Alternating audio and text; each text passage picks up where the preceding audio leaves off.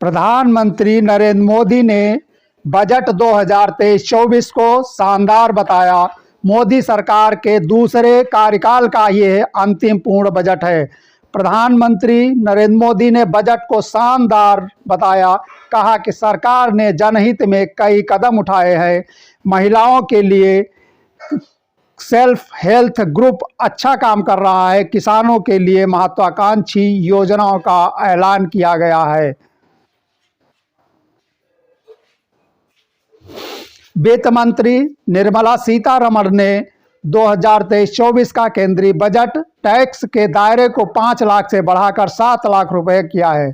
सरकार ने इस बजट में आम आदमी को साधने की कोशिश की। केंद्र के बजट पर अखिलेश यादव, मायावती ने बजट को खराब बताया है, तो वहीं केंद्रीय मंत्रियों ने इसकी तारीफ की है। सरकार ने इस साल के बजट को अमृतकाल का पहला बजट बताया है।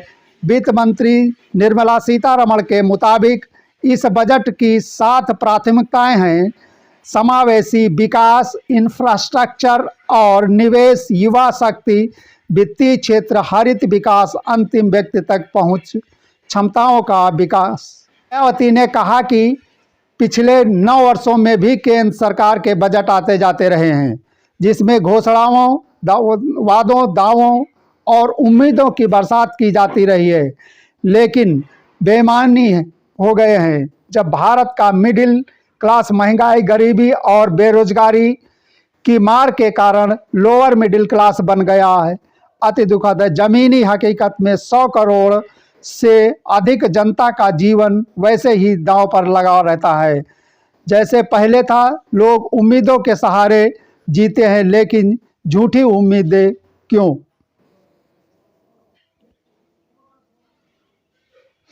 सपा अध्यक्ष अखिलेश यादव ने बजट पर कहा कि भाजपा अपने बजट का दशक पूरा कर रही है। जनता को पहले कुछ नहीं दिया तो अब क्या देंगे?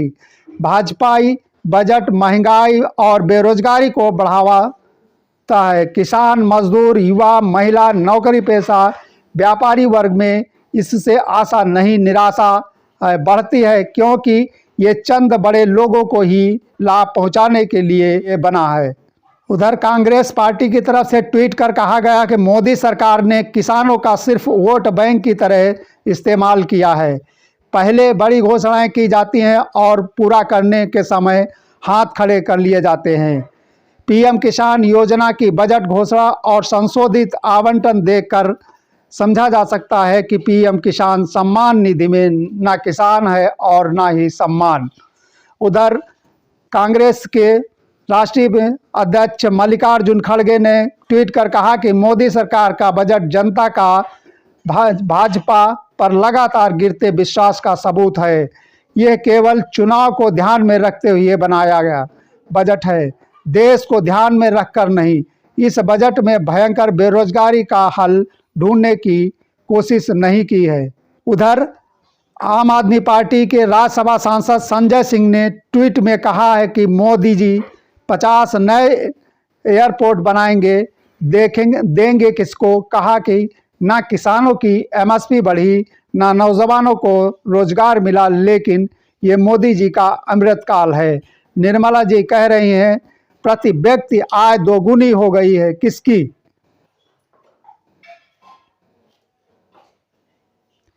दिल्ली आम आदमी पार्टी विधायक नरेश बालियान ने ट्वीट में कहा कि आज से 8 साल पहले 100 स्मार्ट सिटी के लिए 48,000 करोड़ रुपए जो डकार लिए गए हैं, उसमें से कितना स्मार्ट सिटी 8 साल में बन गए हैं।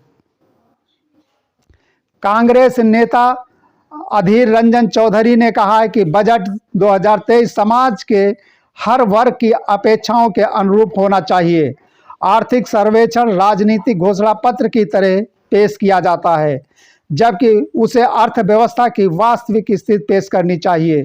देश को लूटकर भागने वालों पर सरकार मौन है।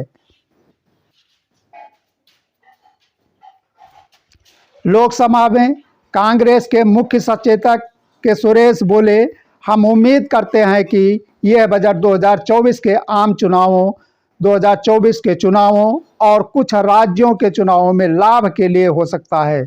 पिछले बजट कारपोरेट और उच्च वर्ग पर केंद्रित हैं। मध्यम वर्ग और आम लोगों की पूरी तरह से उपेक्षा की गई है।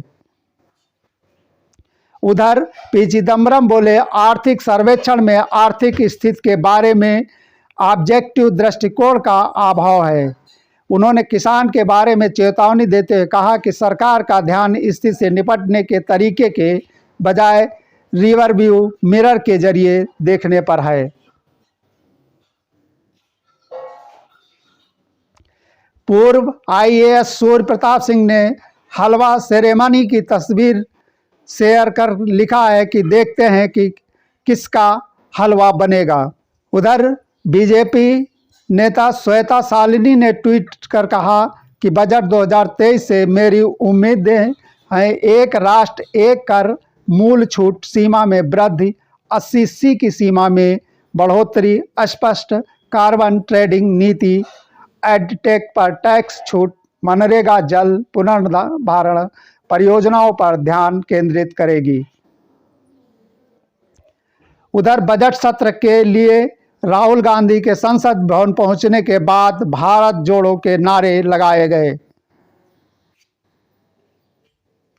उधर बिहार यूथ कांग्रेस ने ट्वीट कर कहा कि सावन के अंधेरे को सब हरा ही दिखता है।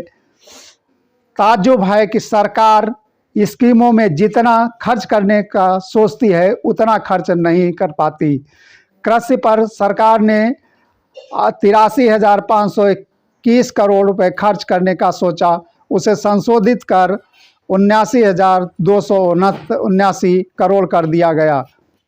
पीएम किसान पर 68,000 करोड़ खर्च करने का अनुमान था, खर्च हुए 60,000 करोड़।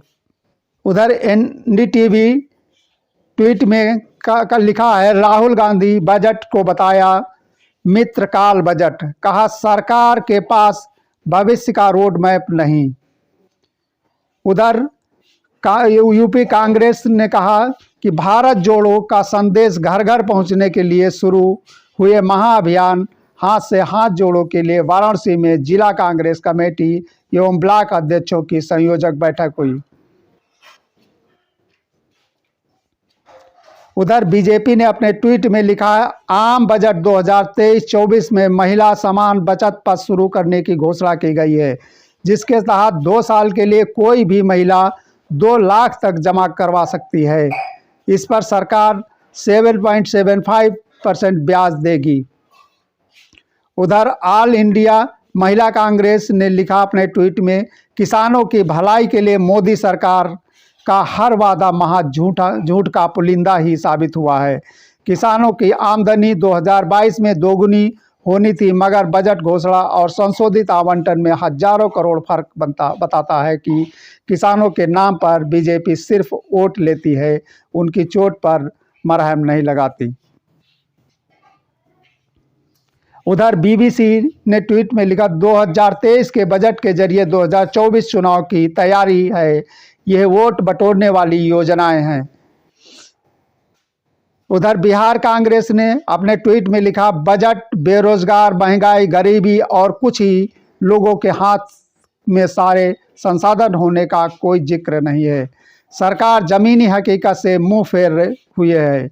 यह बजट अमीर लोगों को ध्यान में रखकर बनाया गया है। उधर जिग्नेश मेवानी ने ट्वीट में लिखा है, जिस देश को कृषि प्रधान देश कहा जाता है, उस देश के किसानों को इस बजट में क्या मिला। इसी के साथ हम इस वीडियो को समाप्त करते हैं। तब तक के लिए जय हिंद, जय भारत, वंदे मातरम।